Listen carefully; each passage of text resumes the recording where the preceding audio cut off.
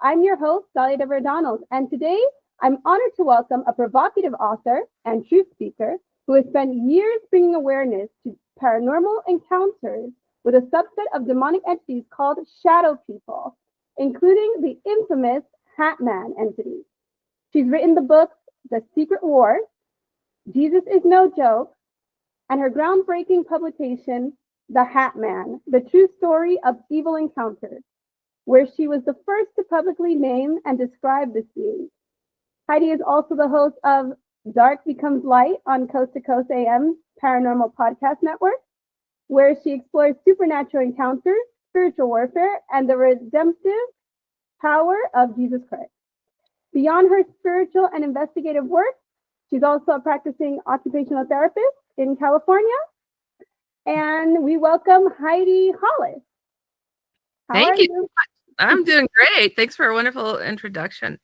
I'm excited to be here and love the focus of everything that you're doing. Thank you so much. Thank you. So Heidi, I've had a lot of experiences from the time I was young, especially in sleep paralysis. And on one occasion, I actually believed that when I was kind of waking up or in between sleep paralysis, I saw a figure sitting next to my bed in a chair. Didn't have a face. It was like a dark figure. He didn't have a hat though. But because I was younger and I'd never heard of shadow people, I just thought, well, this must be some kind of ghost or something. I didn't feel scared, but in the sense that it was an oppressive energy. But I did obviously I was frightened because I'm seeing an entity, Tell me, what are shadow people for the people who have never heard of this before and, Sure. Well, first off, I don't think that was sleep paralysis, what you experienced, because sleep paralysis doesn't cause someone to see things like that. That just so happens to be the same thing everybody's seeing all over the world. And that can talk sometimes, So shadow people are shape-shifting black mass that can become anything from a shadow-looking spider, shadow cat, shadow rodents, and what I call the head and shoulder shadow. It's looks kind of like a big hulky man with its head directly connected to its shoulders. And sometimes they have red glowing eyes. Other times, most of the time, you don't see any eyes and you just see this presence. Sometimes people call them like tentacles will kind of wander out from this cloud of things. And shadow people don't generally like to be seen. They will charge after you oftentimes if they're seen. So when I hear of a straight up figure like what you're discussing, I think it might have been Hat Man, because he doesn't always wear a hat. Okay. And he does change it up. And he can be very physical. Shadow people kind of stay in that shadowy sense, but I've also experienced the shadow spiders in particular, where they physically move things, jump on my bed and move the blankets so much that it alerts me, So they can also kind of become more solid in being able to move things as well. But Hat Man is a special beast of his own. And when you say you weren't fearful, a lot of people well, maybe it's my guardian angel. I'm like, no. Yeah. And it's just because people are not fearful of what is there, just means that he hasn't quite latched onto you. He hasn't observed and gotten to you just yet. Because people will see him for a long time sometimes. And, well, I'm not afraid of him. It's so what are you talking about, fear mongerer? And I'm like, just wait. If he keeps sticking around, he's trying to figure you out and he's trying to see what buttons to push to get you to that edge of fear. But it's not always just to cause fear. It's to literally get you. It's literally to dig his claws into your soul and take it and own it. And so people who like to dilly-dally with this thing and think it's okay, it's not. These are essentially the minions of Hat Man. These are like a lower level demon, if you will, that's kind of leaning in and taking a look around in that head and soul of ours and seeing what makes you tick and how they can get you. So. And these shadow people or these demonic presences, what makes them select someone? Because I always have been under the impression that, I grew up living with someone who, I always say, had narcissistic personality.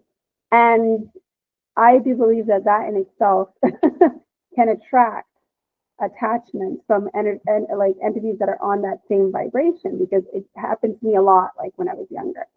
So what do you think? Do you think that sometimes they can just come and attach themselves or appear in front of just anyone? Or do you have to be someone who they feel that is weak or is in a lower vibration? What is the criteria for these demonic entities to kind of come around you? Well, I used to really believe that this was something that people were mostly attracting to themselves through their actions. And as I learned about it, told to me, by the way, it's not something I got to research necessarily, but I started to see patterns later. But yeah, so sometimes people can conjure things up. People can attract awful things their way. But as those lower vibrations of people were pulling those negative things in, there also came this next tier of people who weren't doing that. And that seems to be the majority of people now that I get are people who are special, gifted, a bright light, creative, intuitive. So they're almost done with that layer, that level, and they're going to move on to the general population. So they got the lower level people. They got the people who are evolving, who are making use of their senses and their gifts. And they're tapping into just everyday folks where it's not just a possibility, it's a threat. They will show up. So, and I have people who are like, I am such a Christian. I am not an awful person. Why are these demons coming? I'm like, and especially when I hear when they're coming full force at somebody, I'm like, well, who are you? You bright light, you. Take it as a compliment because they are really bothered by you. The human potential is something to be reckoned with. I think that a lot of people need to understand it's not always something negative. It's something beautiful that humankind is that they want to stop. Okay, so it could also be that you are like a little light bulb in all the darkness around them, and they are just drawn to you because of it, right? They're trying to limit your next steps in evolution, which is what mankind is doing. We are becoming more intuitive and creative and connecting and meditating and all of these things, and they don't want to see that. And there's a reason behind all of that too, why they're trying to stop that, because these beings ultimately are not from here. And before we go into further what shadow people do after they attach to someone, tell me first, how did you dive into this topic? What happened in your experience? When was the first time that you saw these shadow figures and Hat Man? Sure. A lot of ground to cover, but I'll be as quick as I can. I saw one following a friend of mine in broad daylight. I didn't know what the heck I was seeing. And, we reach our destination walking, get back to her house. And I'm like, look, I don't know what I just saw. And I drew the head and shoulder shadow that you can see on my website. And I'm thinking my friend's going to laugh at me. And she's like, oh, that thing. Oh, I can't believe he's back. Dad, look. And the dad's like, oh, not him again. I'm like, what is going on here? And I did not understand it. And I was staying at their home, and I after having, showing this drawing to her, and I went upstairs to go grab something. It's broad daylight still. I didn't have to turn the lights on. I go to my room, turn around to leave, and it was blocking my way out. And I still get chills every time I think about it. It must have been 10 feet tall, and it's hulking over me, glowing red eyes. And I don't even know how to describe that amount of fear. because you feel like everything is in you is just going to die. But I could feel it hated me. It hated that I saw it. And I knew if I ran, it was going to get me, or if I swung at it, I knew it was going to get me. So I just literally, like, it's almost, I felt like inspired. Close your eyes, Heidi. Say a prayer and walk steadily through this thing. Because if I stood there any longer, I was going to die. I was going to die. And so I did. And I got through it. I didn't make the connection that soon after that, I started seeing big, giant, shadowy spiders taking up my whole ceiling at nighttime, dropping from the ceiling, hitting my bed so hard, it would wake me up. And then other times I would see thousands of little ones, and I'm jumping up, screaming, trying to kill these things. I'm like, what am I seeing? What am I dealing with? It was bombarding me so crazily. And then I moved. I went and I was in college at the time, and it became where it was a little bit less often, right? And I got a college roommate, but I would still see these things, and I had seen several UFOs, and I joined a UFO group, and the people in the group, they were all abductees, and I'm just like, I've seen some big UFOs, and they're answering me. They're showing up when I'm, just asking for them to. It was weird. And so long story short, one night I woke up. I lived alone at this time. At first, at this time, I didn't have a roommate. I thought somebody broke into my apartment, and I heard shuffling and a lot of movement. And I'm like, oh my God, my daddy was right. He said the young lady shouldn't live by herself. And I made sure I got a place on the first floor that had bars on the window, fancy little bars, so nobody could get in. So I couldn't understand how they got in, but I couldn't get out. And I'm like, so I'm gonna have to run through this apartment. And again, long story short, it's a big, long story. But when I started to run through my apartment, I stopped dead in my tracks because there were some small child-sized creatures in my apartment. And I had read books about these things, and I'm like, hold on, I got children in my apartment, I thought at first. And when I got up between two of them, they're going through my bookshelf, taking things off. And I was like, who are you? What are you doing here? And they turned their heads, and I saw they were gray alien beings. And I'm not afraid. I grab my things out of their hands because they're like tiny. I'm 5'8", and I'm like looking at these little things. I'm like, what is going on here? My place was filled with them. And again, the long story short, because there's so many things that happened during that incident, that the next day, my place was overrun with shadow people, the big head and shoulder one, like I saw following my friend.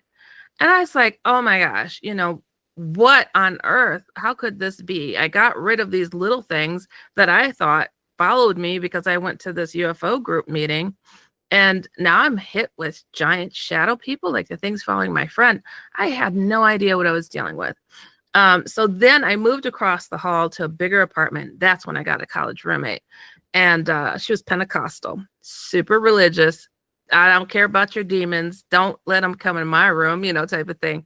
Whatever, So she fell into the category with my friends who didn't want to talk about that unless they were making fun of me, So she knew I was going to the UFO meetings and all that stuff. She was just, I don't want to hear nothing about it. And she was Puerto Rican, very thick accent, and which comes into play here, why she had her having that thick accent.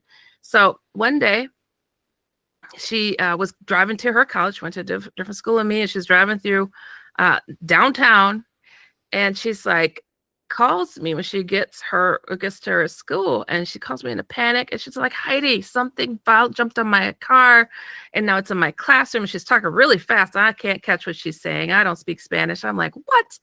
And go to meet her later, and that's when she's like, Heidi, I was driving through downtown when this sparkly see-through being jumped on the hood of my car and shoved its head through my windshield. And I'd never heard of such a creature. It was like gelatinous, sparkly. And I'm like, well, how'd you not freak out and have an accident? She's like, it had a real calming feeling to it. And automatically I was at ease. And I thought, I felt like I could ask it anything. She's like, I just felt like this connection. And it started to say to her, when she asked, "Who are you?" It's like, "I'm here to introduce who's to come." And she's like, when I went to ask it questions, Heidi, when you go to the dentist and your mouth gets numb, I was like, yeah. She's like, when it went to answer me, it used my own mouth to answer me. And I felt my mouth opening up and down and telling me what my answers were. And I was like, wow, this is crazy. And I was like, okay. And then she's telling me this, like we're sitting in my car at the lake, just chatting. I'm like, she's telling me this crazy story. And all of a sudden she goes, I need to meditate. I was like, meditate? I didn't know this was something that she did. I'm like, oh, you want me to get out of the car? What is this? She closes her eyes just for a few moments when this voice came from her, very reduced accent. And it says, "Hello, I've been waiting to speak to you for a very long time." I'm like, Samantha? What's going on? And the voice comes back, "Oh no, this is not Samantha." And I'm like, I'm like, okay, now she's pulling my leg. What is this? And I'm like, no, she was crying. And I'm like, no way, she wouldn't be pulling this off right now. And so I'm like, I'm thinking to myself, I had seen this before where people in the UFO group that had alien abductions, they would get hypnotically regressed. And instead of them telling their story, sometimes the being would step into them and detail what's going on. And I'm like, Heidi, you've seen this before, but she's not being hypnotized. I just didn't get what was going on. So I'm like, play along. I'm like, okay, then who's speaking, And the voice is like, "I'm what you would call an alien being." Oh, wow. I was like, well, where's your ship? I've had UFOs drop down before. And the voice came back and said, well, we cannot come as close as we once did because your governments know how to shoot us down now. And then he offered up something I would have never asked, but I think I'm close enough to show an image of myself. And I said, well, say it, come again? What? I was like, what? And the car started like humming. And right between us formed this small being that looked like a child. It was pinkish, fleshish color. It was very tiny. And I pinned myself up against the wall of the door. I'm like, okay, I believe you. And I'm like, what is this? It was the craziest thing. And then my friend she's an art major, for crying out loud. She starts talking about DNA and all this stuff. I know she does. I know her limited English, and I'm like, there is no way. And I'm a therapist, so anatomy and all that I'm familiar with, and talking about sciences. And I'm like, oh my gosh, what is this? And then she comes back and she goes, what was that? I'm like, girl, you tell me, what was that? Get back to our apartment. She wants to start all my UFO alien books. English as a second language, so she does not like reading English. She's like, let me talk to your weird friends at that group. I want to see what all this is. And after her panic mode, we're sitting there and we're just like, think you could do it again? So we're college kids and we're like, tell us the lottery numbers. We're all up in this, right?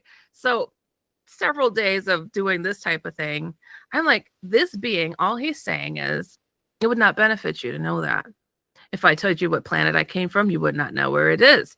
If I told you this, that would not help you either. I'm like, that lottery number though, that would help, So we're like, give us that. But no. So then I got really bored one day and I was like, I shared a weird dream I had that was so real. It just was hard to believe it didn't actually happen. And I was like, I had this dream. I saw the moon coming towards the planet and it looked like it was going to hit us until a big craft showed up and steered it so it wouldn't hit the planet. And so I was just sharing this dream, and the being for the first time answers something that was really meaningful and says, we saw what he said, we saw what the darkness in your planet was doing. And we decided to move the moon out of place. I'm like, but this is a dream. We're not in charge of dreams, but we want to tell you that we give certain impressions to let people know what could happen. And it's like, hold it, the darkness in the planet? What are you talking about? And that was when he said, you call them shadow people. We call them shadows. My brain exploded. That led me on this whole journey. Here's my friend in this meditational state and me in a very demanding program in college. And we're being told to download of all of this stuff regarding these dark things that I've been seeing and dealing with for such a long time. So when people think, oh, you're an awesome researcher, but get in line, there's plenty of others. I'm like, you're welcome that there's other researchers, because it started with me. The origin story starts here, and they don't oftentimes like to give credit to a woman, let alone a woman of color. Hello, so it's not something that was easy to break out there, only for to have people hijack it and try to form it into being something and presented by others that it's not. I couldn't research on something that no one had ever heard of before. How could I have done that? And for everything to stay true to what it really is and what it does and the ultimate purpose, it still resonates. It still is accurate. And, it is what it is. And, it's been a whirlwind for myself, because again, I was busy in college, and when here's a being that showed itself, made it be known that he is real and what he's dishing out is absolutely real. And I had to take it all in, and I'm like, well, what do you want me to do with this? First off, he didn't want us to record. We couldn't take any notes. And I'm like, what is the purpose? You're really freaking us out with this information. And he just said, your book will turn out nicely. And I was like, wow, you know what? I'm so busy. There's no way I'm writing. It took me 2 months to write that book in the middle of college and everything, working 3 jobs. I knew it needed to be done. And after I get this done, that was 1997, I wrote that book. And it took 4 years to find a publisher. And, during that time, I had sent it out to all these different people in the field who did shows and stuff, because they were the only ones that were publishing books like that. And I didn't know how to do it. So they had the material. So any talk of, quote, shadow people before the book came out, it was, again, you're welcome, because I was putting it out there. And I'm like, don't believe me? Check the copyright registration, and it's been rewarding, but something that's important to know too, because you mentioned being Christian. I am not shy about that. And I've been really blessed to be able to talk about these things as honestly and as plainly as I am now. And I know I have so much to say in regards to that, but it's like during this sessions with my friend and all this stuff going on, I had stepped away from my Christian faith. I believed God was real. Jesus was, to me, more of a historical figure. You got to say your prayers in his name, and he's supposed to come back one day. But I'm seeing and experiencing things where giant UFOs are responding to me. So I'm like, this seemed more real to me than God and this rumored, return of Christ. So I stepped away from it. And do you know what this being that's talking to my friend says to me? Why have you stopped praying? Like nobody knew that. Nobody knew that. And he said, God is real. That's who we answer to. And Jesus is who he says he is. Just blew all my thoughts out the water of what I thought I knew. I didn't know anything, apparently. And I'd never, it was that moment when I said, hold on. Because they started talking to me about the moments why they take souls out of bodies, why allow a person to suffer. And I'm like, hold on. Are you guys trying to tell me that you're angels, And he said, we've been called a lot of things throughout time, but we don't do anything without God's guidance and Christ's acknowledgement. And it's honestly been more these past few years that I started to realize the being I saw looked like a small child, a cherub, perhaps, And I just didn't put two and two together, but angels in the descriptions in the Bible don't sound cute.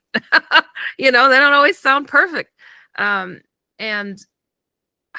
it was a moving and a epiphany for me to discover at that moment. Like, I needed to get right with getting my prayers right again, but I didn't. I was so hard-headed, Dahlia. I'm so hard-headed.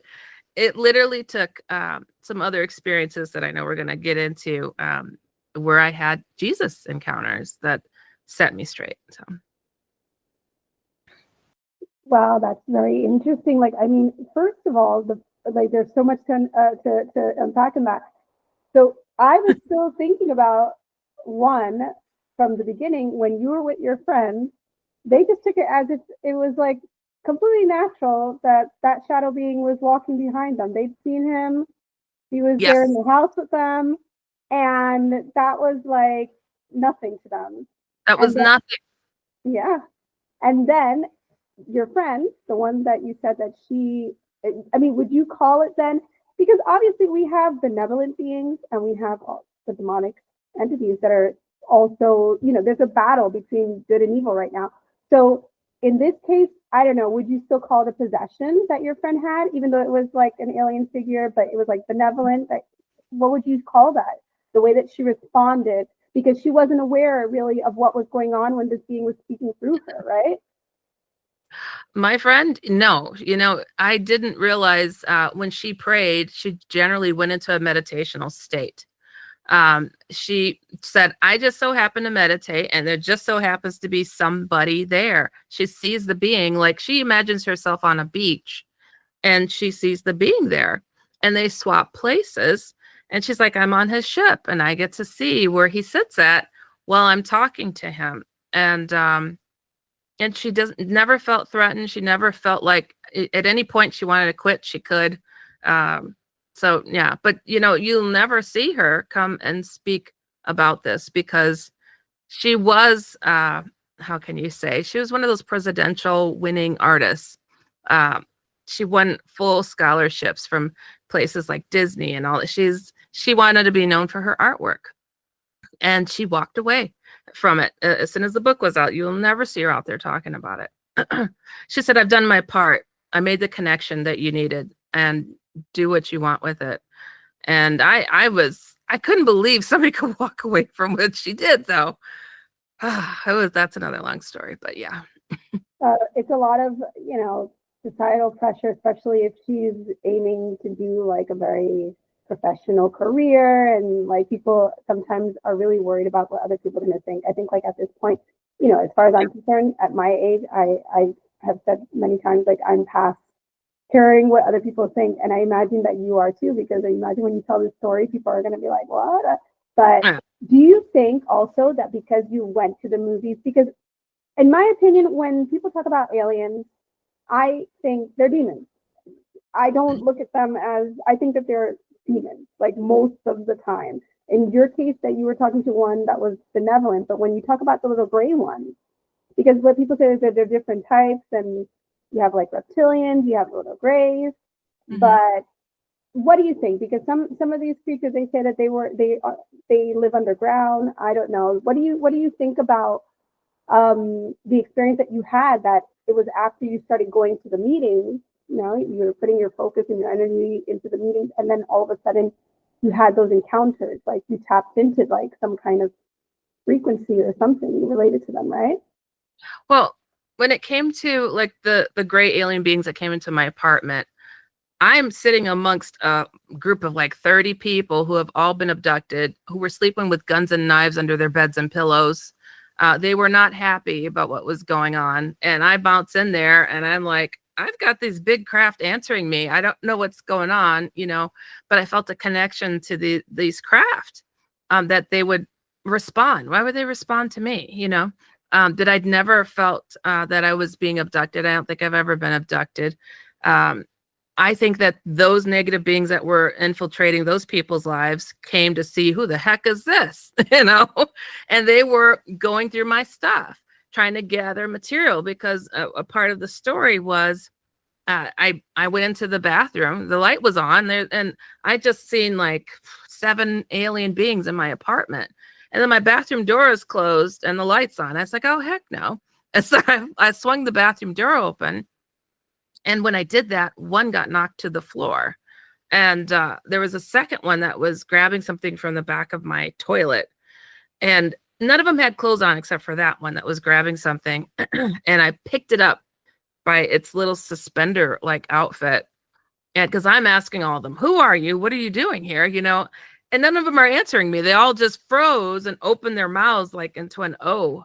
And so I shook this one with every word. I'm not violent, but I was like, I thought I was about to be killed. I thought somebody broke into my apartment. And I'm like, who are you and what are you doing here? And that's when I heard in my head, I'm your nephew. I'm your nephew. I turned to look at this creature that I knocked to the floor by mistake, opening the bathroom door. And I watched him shapeshift into my nephew in a baby blue suit and afro. My nephew was almost my age. And I said, and he's looking at like him like he's 10 years old. And I told him that. I said, you're my nephew? I'm like, who are you? What are you trying to pull? You know, so the deception was there. And the things that the first set of beings I first saw, they had grabbed stuff off my bookshelf. There was a little photo of my nephew who looked just like that in that photo. And here he came to shapeshift. So they were absolutely gathering information on me. So when it came to my friend, my college roommate, Samantha, that was not a possession. That was a communication that she would, you know, her faith was so powerful. You know, there's no way she would have let something like that go on. No way. And it wasn't just him that would show up. We had angels showing up, just all sorts of things, like outright angels looking white robed beings, you know. Oh, it gives me chills. But yeah, so we had other things going on. But I call what the reptilians, the grays, the praying mantis, how shadow people were discussed with myself and how I was educated about what these things are and what they're doing. They're not from here. They come from a dark source. And this is the next planet in line. And what they like to do is possess beings, grays, praying mantis, Nordics, any being that's abusing you. Those are conquered beings. Those have been conquered by this dark source. They are essentially possessed by this demonic force. And this is what they're doing that is, you know, people are like, what do they have in common? They do similar things. Well, there you have it. They're all possessed, working for this entity I call Hat Man. So that makes sense. It's a whole lot that it just blew my mind. You know, I just couldn't put 2 and 2 together what was going on. And now, see, this is how part of the subject's been hijacked. I get people trying to educate me about the subject. Heidi, did you know that this is related to aliens? Yeah. Started from the beginning with that. You know, I had my own UFO group for 15 years. These beings are seen right alongside of these abducting alien types of shadow people, Hat Man, all of that. They don't get spoken of as much, but I got the emails. You know, I've talked to the people. So, but yeah. So Hat Man, when I think of Hat Man, because like I said, I've never seen Hat Man, but you said that it could be, maybe I did, but he wasn't wearing the hat. So when people say Hat Man, for whatever reason, I start to remember the man from the movie Poltergeist, the old man that looks like Biden. Oh, God. I start to like, that's for whatever reason. I don't know if I saw it someplace subconsciously and that's stuck in my memory, but what does, you know, so he's just a shadow figure and he wears a hat. And what does Hat Man want? Like, what does he want? Like, are they there to just provoke fear? Like, do they want loose energy? Like, what is their ultimate goal with human beings? You spoke of the preacher from Poltergeist. I've heard from Freddy Krueger to Melania at the inauguration. People sending me messages. Did you see? Oh my gosh. I'm like, oh boy. You know, I think we see a lot of that type of thing in pop culture though, where we recognize something. But what's the ultimate goal?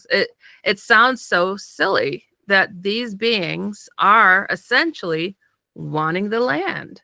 They want the power. They want the souls of the people.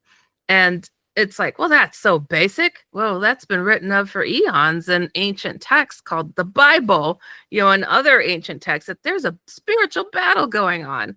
It's like, yeah, that's why I called my first book The Secret War, The Heavens Speak of the Battle, because I felt like I was talking to those that are participating in this, who are trying to equip mankind with acknowledging what is going on.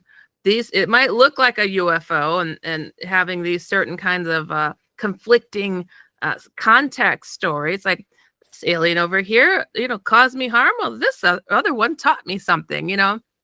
People weren't putting two and two together. I surely wasn't. I hadn't been abducted. I had no idea what I was dealing with in talking to people on this. So this is essentially the battle of all battles, and it's happening in the privacy of people's homes, in the middle of the night, oftentimes, but not only. And I like to tell people, if you feel so victimized, realize something. These things like to come like a thief in the night when you're at your most vulnerable, knocked out, asleep. Then they paralyze you and try to get in your head after observing you for who knows how long. And then they say, got you now. And then they'll talk to you. Hatman loves to talk. You can't do anything about this. Your God won't answer you. All these horrible things. I'm like, think about how much effort that takes. Even if it was a stage play, how much effort did they put in just to take down little old you? So when I hear this, and people are like, every night they come, I'm like, you are amazing. Like, wow, what are you about to do in your future that they're trying to control? What are they trying to do? And I get the fear. I understand. I do. And it's like, but we can't self-doubt now. This is not the time. This is the time to throw, and like I say, sprinkle some Jesus on it. Because even if you whisper the name, they respond. But hold on, that's an alien. Why is that working? Why is that working? I had a person.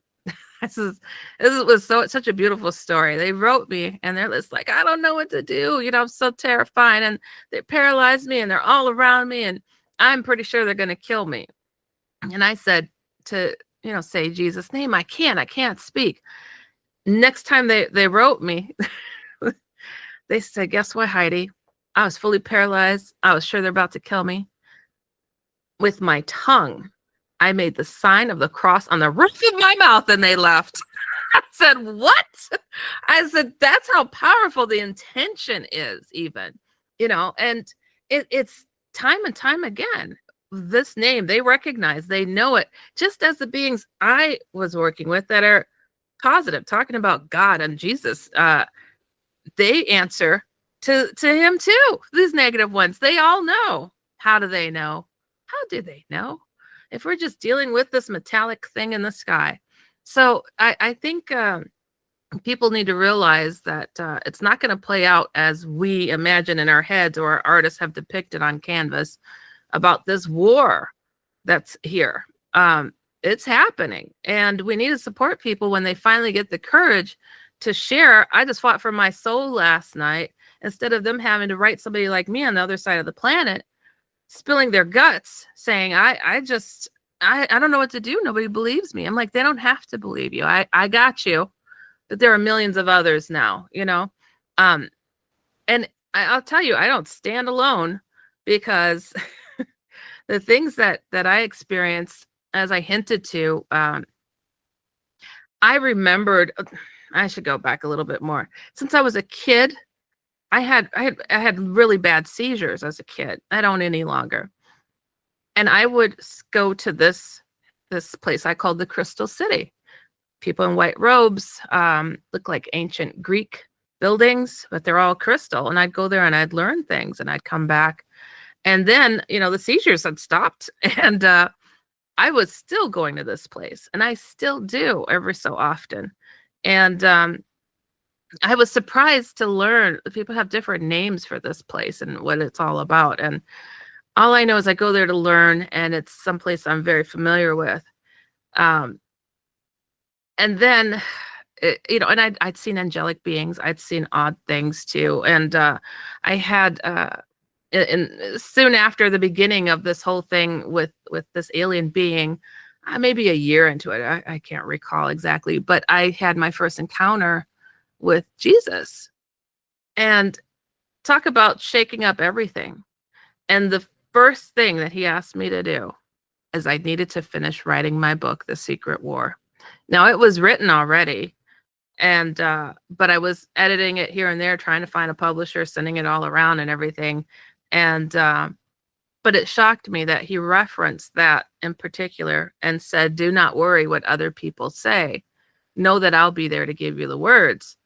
And since that moment, nothing else matters. It's been everything that I've been working towards, is to put word out on this modern day demons and devil, Hat Man.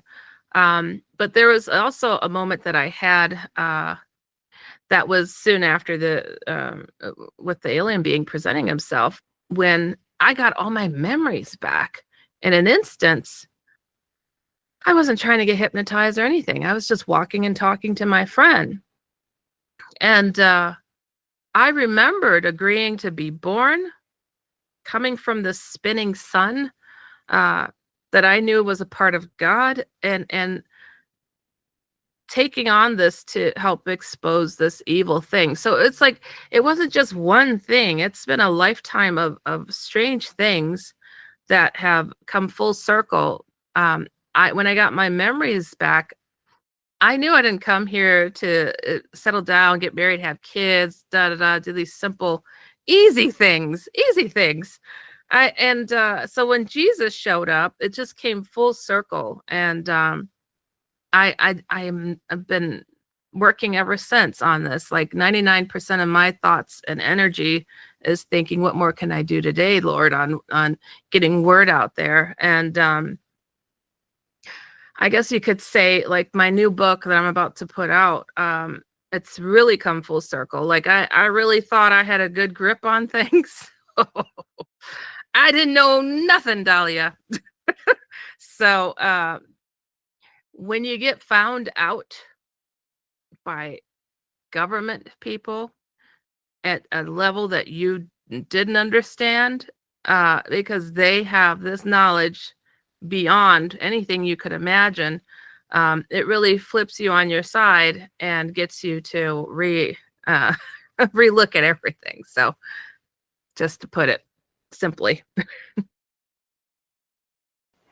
So yeah, and it's very interesting what you said, especially. I'm going to go back a little bit and then we'll move Please, forward. I know I talk a big chunks, girl. You used to stop me when you need to. It's all good. No, the thing about the sleep paralysis, because I'm going to ask you, do you think that when you were younger, you also had any other supernatural experiences? Because me, myself, like I said, I had a lot of sleep paralysis issues. And I'm going to tell you that thing that you said, when I was younger and I would get these episodes, let's call them, it would always feel scary, of course, because you can't move. And then I would hear something that sounded like, and I could not interpret what was being said, and I would freak out because to me, I was like, it sounds demonic, it sounds demonic. But there was on one occasion that I had a similar experience, and it felt completely angelic. But I did notice that I eventually, by the time I was 16, learned how to get out of that episode by saying, God help me. Immediately, that sense, I was released. I was immediately taken out of that trance, I would call it. And, you know, when I was about, I think I was in my like 26, 27, I really started listening a lot to Esther Hicks. I was really into that. Started learning how to meditate and using my breath to meditate and just, you know, and the sleep process kind of slowed down. So when I had that episode when I was older, for the first time after meditating, I began to be able to interpret what they were saying. And they did not sound human. They did not sound like they were feminine or masculine. And the first thing that they asked me was, and they sounded mischievous, they said, "Do you want us to bring you here?" That freaked me out because I was like, "You're aware." And I was Yeah. like, "Oh my goodness." But it was transformative because after that period, any other time that I went in, I call it trance because after that I had an outer body experience. I call it trance, like that kind of meditative in between. I am now able to hear and interpret whatever they're saying to me.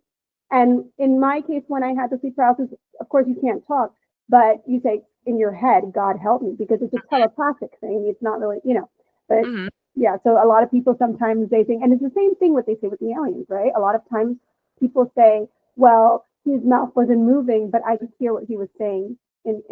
Because this demonic consciousness that I think whatever is going on right now in the spiritual warfare, um, and I'll just give you a little hint of like my experience here in the Mediterranean because I do believe that not everyone walking around us has a soul that you see out there, in my opinion, in my so they're easily able to be possessed by whatever entity is running around. So and these entities, they to some degree are telepathic, and I feel like they communicate in a hive mind. They can communicate um, just coming into interaction with each other, and to a certain degree, they can hear certain thoughts or things that you're thinking. Which to me, I was shocked because I had always been under the impression, or there was a saying, right, that only especially like when you pray, they always say your silent prayers, only God hears your prayers, right? And when you want to pray out loud, it's because you're rebuking and all that.